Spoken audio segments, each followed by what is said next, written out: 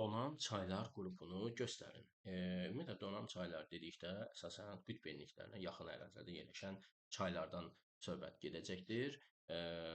Və bunların insanlar üçün elə də çox təsərrüfat əhəmiyyəti yoxdur. Çünki əsasən ilin əksər vaxtı donurlar deyə bu çaylar insanların elə də çox təsərrüfat işinə yaramır. Və ilk növbədə biz bəndlərimizə nəzər salaq. Birinci bənddə Fərat, Missisipi, Obveri və bu çayların içərisində yenə donan çay Ob çayıdır və digər çaylar olmadığı üçün yanlış bəndlərdir. Digər bənddə Parana, İrəvadi, Seneqal bunların heç biri də donan çaylar sahibdə aid olmadığı bu bənddə yanlışdır.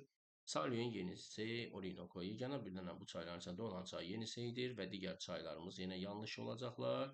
Murray, Hind, Mackenzie və bu çayların içərisində Murray Avstraliya, Hind Hindistan ərazisində, Mackenzie də bildiyimiz kimi yəni Hind Cənubi Asiyada, Mackenzie isə Şimali Amerika ərazisində, Kanada ərazisində yerləşir. Yeganə bir dənə donan çay burada budur və digərləri yanlış olacaq yenə.